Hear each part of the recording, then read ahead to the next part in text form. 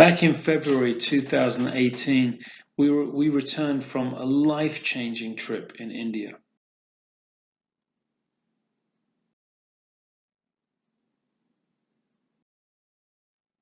We were greeted at the airport by two Indian brothers, HK and David, and we were a team together for about 10 days.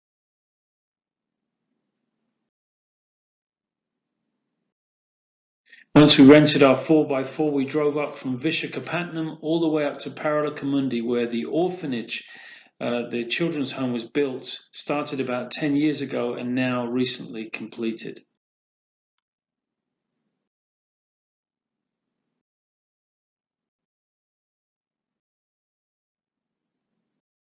When we came out into the countryside from Paralacamundi, all of a sudden this big bright building on the left-hand side appeared, and this is the home, and the children chose the colors.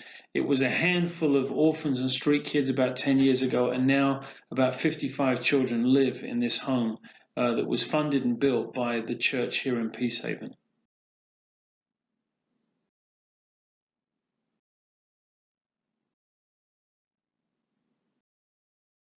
You fall in love with these children as soon as you meet them. It's a miraculous work of God, not just meeting their physical needs, but their spiritual needs also. This girl here on the left, Sajata, was a cripple begging on the street with her family 10 years ago, and Richard here had compassion on her, paid for her medical bill, and she had an operation, and now she's fine.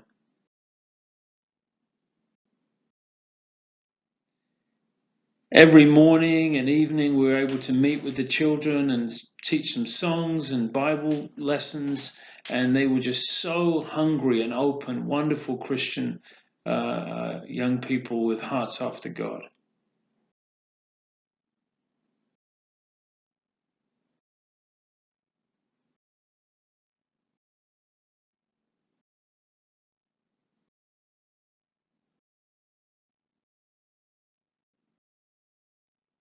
We were able to take a trip down to the Indian Ocean in the Bay of Bengal, and I was able to swim in the sea there with over 50 of these precious children.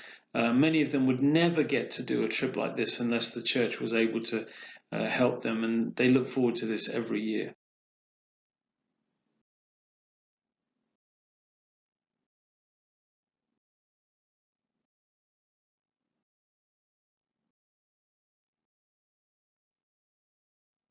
We went up to one of the villages in Baransan, and the people greeted us with a procession, took us into the church, washed our feet, gave us flowers, and we preached there for a couple of hours, and it was an incredible missionary experience. We also were able to use the gospel bracelets afterwards to share the gospel with everyone.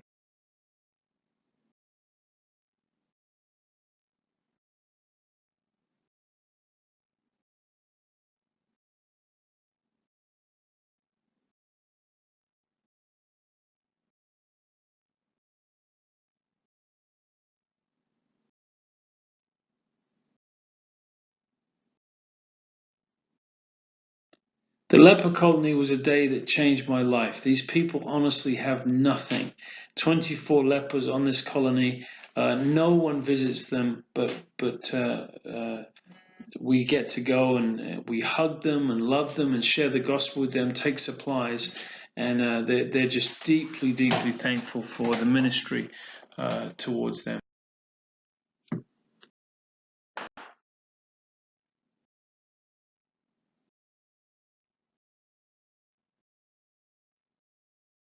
This girl, Swati, and the lady on her left, effectively her mother, who found her abandoned in a field next to the hospital when she was a baby and raised her as her own. So Swati's beautiful young teenage girl spent her whole life on this colony. Unbelievable story. And on the last day of our trip, Swati and also one of the other teenagers opened their hearts and received Christ with us.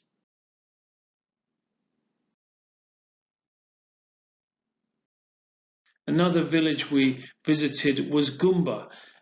Most of these people never even seen non-Indian people visiting them before. We spent hours wandering around the streets praying with people, speaking to people. It was an incredible time.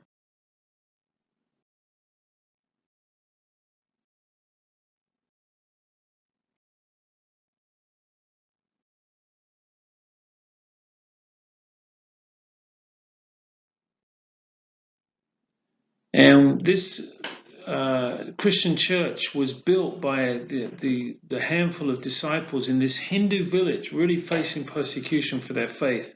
And this little church was their pride and joy.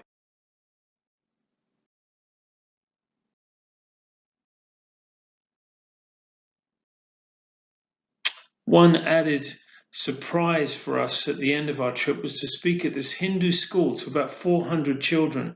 God opened this door. We were able to creatively share about the Christian faith, and it was an incredible time.